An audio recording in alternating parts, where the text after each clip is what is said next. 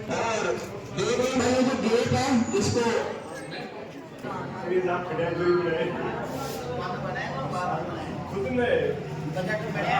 जिला परिषद सदस्य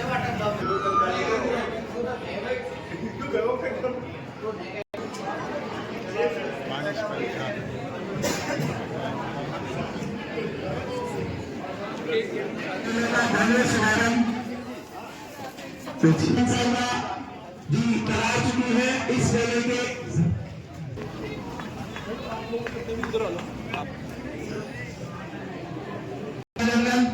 विद्यालय की बालिकाओं द्वारा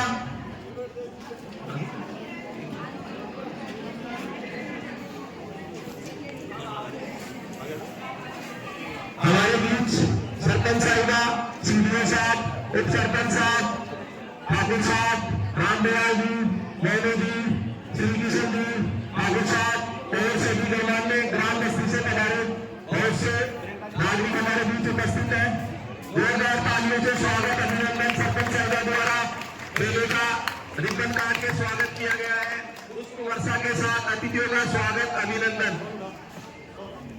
प्रियंका जी और रमीला जी मैडम सौ लगाकर सरपंच साहिबा का स्वागत। और मैं पटन जी से अनुरोध करूंगा कि वे शाम दुपट्टा उड़ाकर श्रीमान सीडीओ साहब का स्वागत करेंगे, अभिनंदन करेंगे। आज राष्ट्रीय युवा दिवस है जिसको पूरे संपूर्ण भारतवर्ष में कैरियर डे के रूप में मनाया जाता है। जोरदार तालियों से अतिथियों का स्वागत। आराम से जोरदार लगातार तालियां दोनों हाथ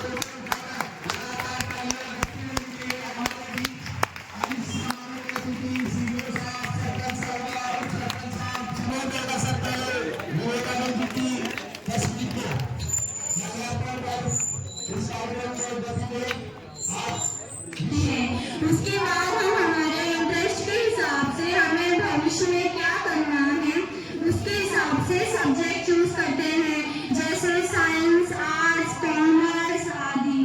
तो जैसे सर इसमें आज हमने लॉ यानी कानून के बारे में बताया है।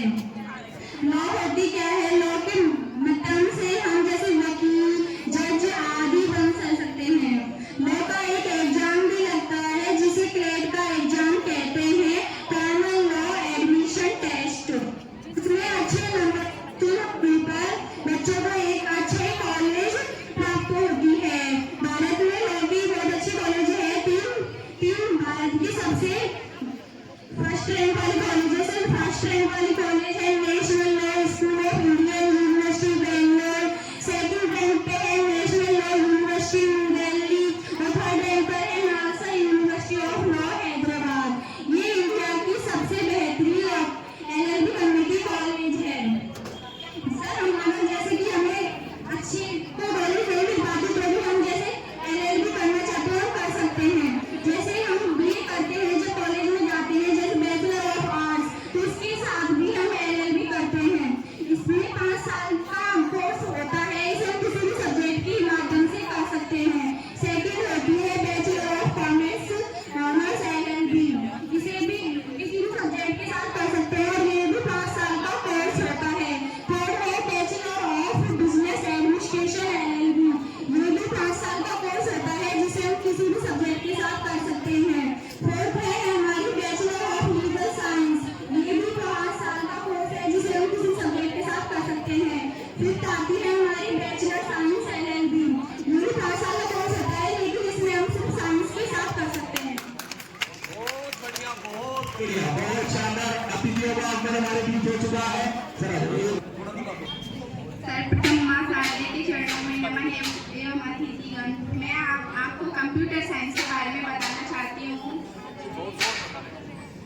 कंप्यूटर साइंस में बीएससी होती है, जैसे बैचलर ऑफ साइंस, और बीएससी में बी मैथ होती है, जैसे bachelor of mathematics. B stat होती है bachelor of statics.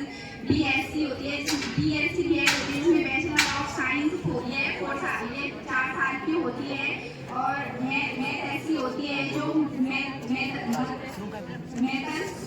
Of science होती है, ये 2 साल की होती है। जैसे कि हम 10th 12th में जब हम अपने अनुसार जब सब्जेक्ट चुनते हैं तो वो वो अपने ऊपर डिपेंड करता है। जैसे इसमें ये है हाई लेवल पे भी होती है, कोई है लो लेवल पे भी होती है, ये स्टेट ये राज्यों पर भी, ये राज्यों में भी होती है और ये हमारे केंद्र स्तर पर भी होती है। बिजनेस मैनेजमेंट की स्टॉल है जो इस कार्य विद्यालय में कक्षा 10 के छात्र ने तैयार की है। सर्वप्रथम महासागर नमन और हमारे स्कूल में आए सभी आदरणीय लोगों को मेरी तरफ से स्कूल में स्वागत। मैं आज आपको बिजनेस मैनेजमेंट अर्थात व्यापार प्रबंधन के बारे में कुछ सूचना देना चाहता हूँ।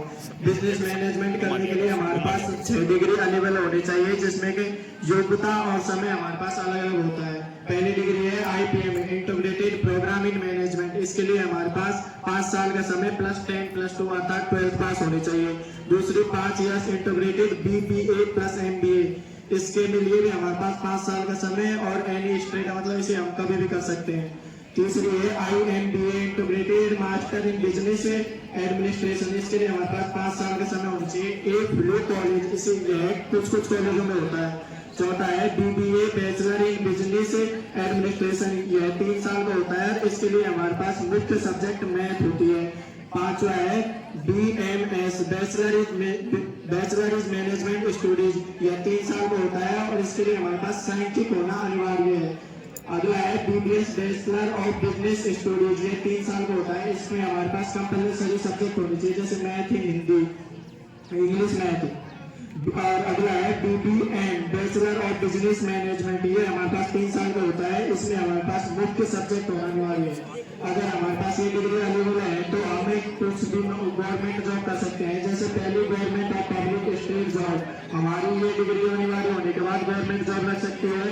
अगले हम इंटरनेशनल जॉब भी कर सकते हैं और खुद का बिजनेस भी चालू कर सकते हैं। और अगर हमारे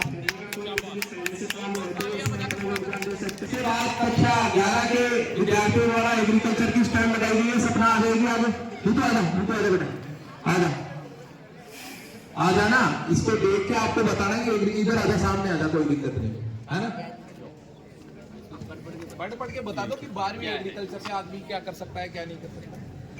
12वीं एग्रीकल्चर और BSc एग्रीकल्चर के बाद कैरियर के स्वर्णिम अवसर राजकीय निगम क्षेत्र, कृषि विभाग, वन विभाग, उद्यान विभाग, पशुपालन विभाग, वित्त विभाग, सिंचाई विभाग, कृषि विज्ञान केंद्र, कृषि अनुसंधान निगम क्षेत्र में चाय निगम, कपास निगम, कॉफी निगम, फूड कॉर्पोरेशन निगम, central warehouse, state warehouse, ATL banking क्षेत्र, सहकारी बैंक, राष्ट्रीय बैंक, निजी बैंक,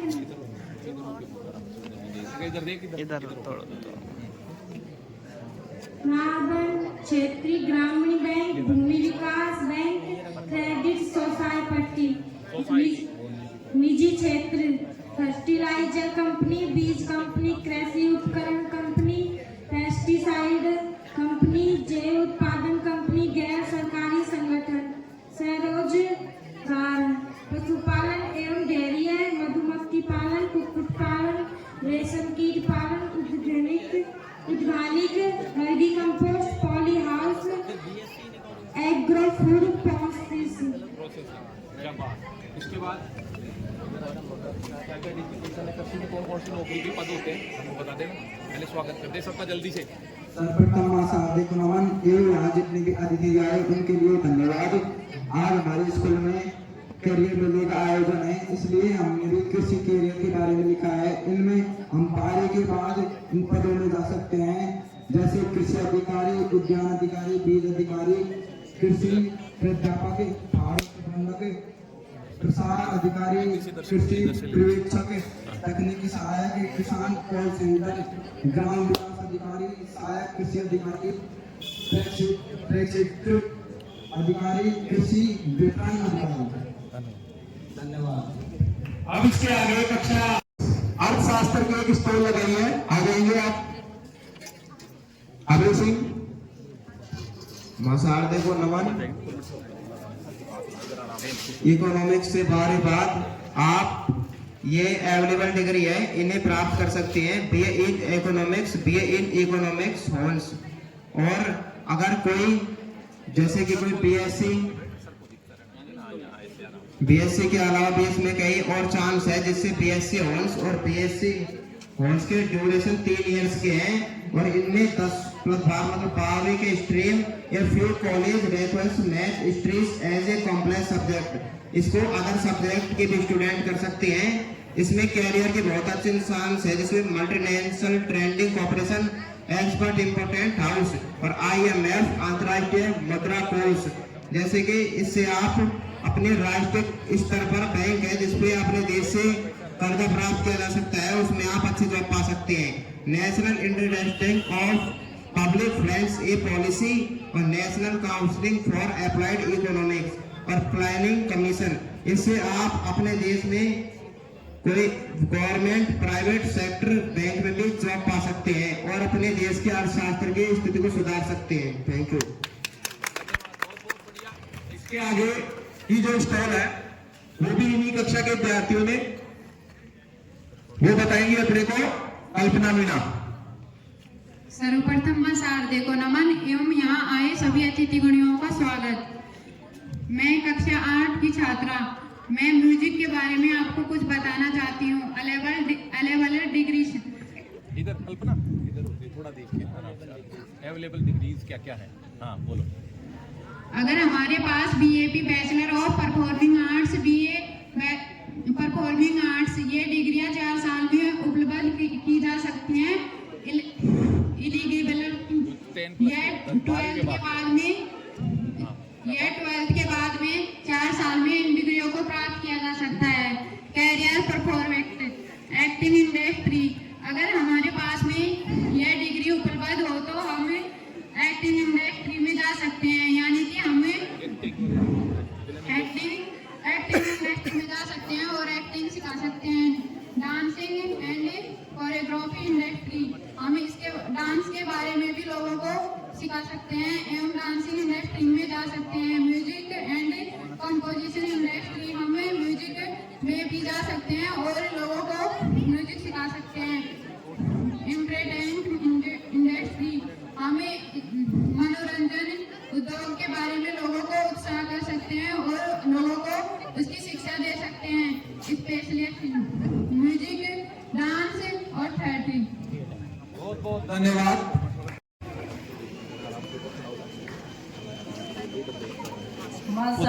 उधर आजा, उधर से ले। हमारे विद्यालय में आए हुए आदरणीयों को स्वागत।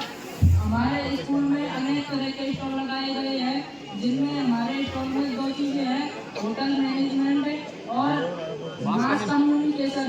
होटल मैनेजमेंट क्या है, जैसे हम कहीं टूर पर जा रहे हैं तो हम ये सोचते हैं कि हमें रहना कहाँ है, तो ऐसे में होटल ही एक ऐसी जगह है जहाँ पर हम रह सकते हैं। होटल का कोर्स करने के लिए हमें अनेक कोर्स होते हैं, जैसे डिप्लोमा कोर्स और पोस्ट ग्रेजुएशन कोर्स आदि, अंडर ग्रेजुएशन कोर्स आदि होते हैं। हमें इनको करने के बाद हमें होटल में जाना होता है। होटल में जाने के बाद हमें ये सिखाया जाता है कि कस्टमर की बातों को समझकर उसकी डिमांडों को पूरा करना होता है, उनकी बातों को सही ढंग से समझकर उनकी जरूरतों को पूरा करना होता है। और होटल मैनेजमेंट में इसकी सैलरी पूरे 1.5 लाख से 3 लाख तक की होती है। और मास कम्युनिकेशन का अर्थ है कि मीडिया संचार। शाबाश। 12वीं पास करने के बाद हम सोचते हैं कि हमें कौन सी 12वीं पास करने के बाद हम सोचते हैं कि हमें कौन सी कैरियर करना चाहिए। कैरियर अनेक तरह के होते हैं, जैसे BTech और BSc, BEd आदि होते हैं। BTech और MBBS में फीस इतनी ज़्यादा होती है कि हम उसे कर नहीं पाते। तो मास कम्युनिकेशन एक ऐसा कोर्स है जिसे हम कर सकते हैं और इसमें 50% से 45% और 50% से ऊपर चाहिए। वो बता दे क्या बन सकता है आदमी, ये बता दे। इसमें मास कम्युनिकेशन में मीडिया संचार के बारे में, न्यूज के कैरियर को कैसे कर सकता है और टेलीविजन के कैरियर को कैसे कर सकता है, इसमें डिग्रियां हैं BMC bachelor in mass communication, ये इसके ड्यूरेशन 3 इयर्स की होती है। DMS bachelor in media studies, इसकी ड्यूरेशन 3 इयर्स की होती है। BJMC बैचलर इन वाला बता देंगे मास क्या क्या बन सकता है।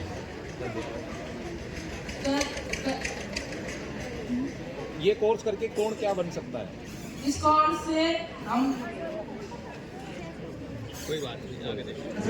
अनुरोध करूंगा कि चेतना आपको इसके बारे में समझाएगी। इन्होंने एक पेड़ बनाकर अनगिनत उस पेड़ की शाखाएं बनाई हैं, देख रहे होंगे मैडम आप, और उन शाखाओं पर अलग अलग ब्रांचे दिखाई है उन्होंने कि एक पेड़ की शाखा से आप अनेकों ब्रांचों तक पहुंचकर कैसे अपने भविष्य को सुनहरा कर सकते हैं, ये आपको बताएगी चेतना मीणा, कक्षा 12। सर्वप्रथम मां सरस्वती को वंदन एवं यहाँ आए सभी अतिथिगण को मेरा सादर नमन। हम साइंस लेकर हम इनअवेलेबल डिग्रीज को कर सकते हैं, जैसे बैचलर ऑफ इंजीनियरिंग BE, ये 4 ईयर की होती है। बैचलर ऑफ टेक्नोलॉजी BTech, ये 4 ईयर की होती है।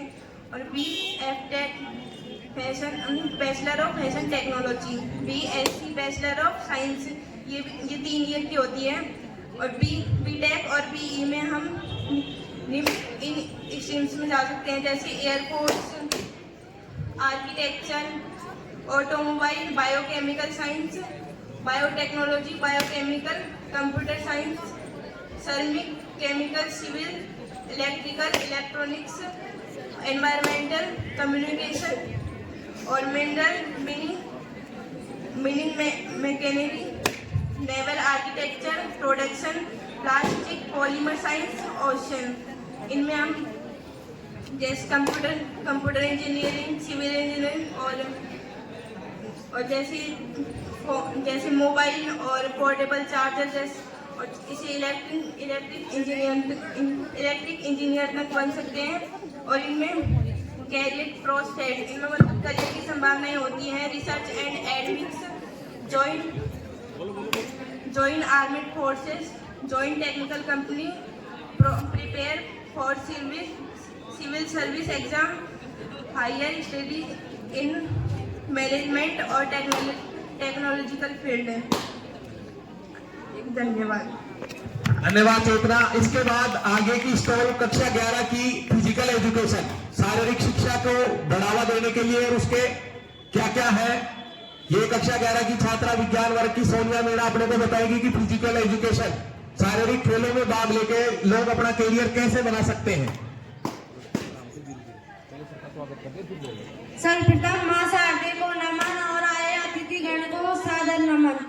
मैं आपको स्पोर्ट्स एंड स्पोर्ट्स मैनेजमेंट के बारे में बताना चाहती हूँ कि हम खेल के मैदान से हम स्कूलों में PTI भी कर सकते हैं और अवेलेबल डिग्री होती है जिनके कोर्स को कर हम आगे विद्यालयों में PTI की नौकरी कर सकते हैं, कोच बन सकते हैं, ये बोलो, और कोच बन सकते हैं। BBA इन स्पोर्ट्स मैनेजमेंट, यह 3 साल की होती है, 12वीं के बाद इसे कर सकते हैं। BSM bachelor of sports management 3 साल की होती है, इसे भी 12वीं के बाद किया जा सकता है। और BA इन स्पोर्ट्स मैनेजमेंट, ये भी 3 साल की होती है और इसे भी 12वीं के बाद किया जा सकता है। BPE bachelor of physical education, इसे भी 3 साल की होती है, 12वीं के बाद किया जा सकता है। और कैरियर प्रोसेस में हम मैनगिंग स्पोर्ट्स टीम्स की तैयारी कर सकते हैं और रिसर्च एंड एडमिन की कर सकते हैं। और हम एथलेटिक्स टीम डायरेक्टर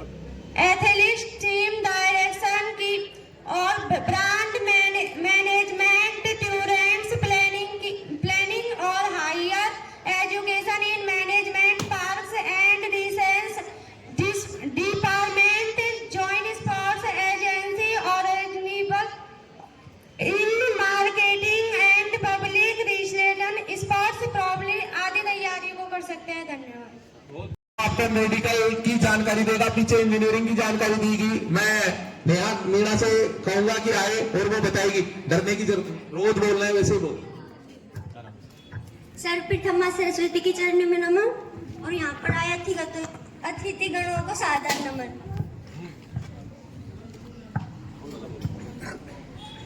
हम 12th क्लास के बाद क्या कर सकते हैं?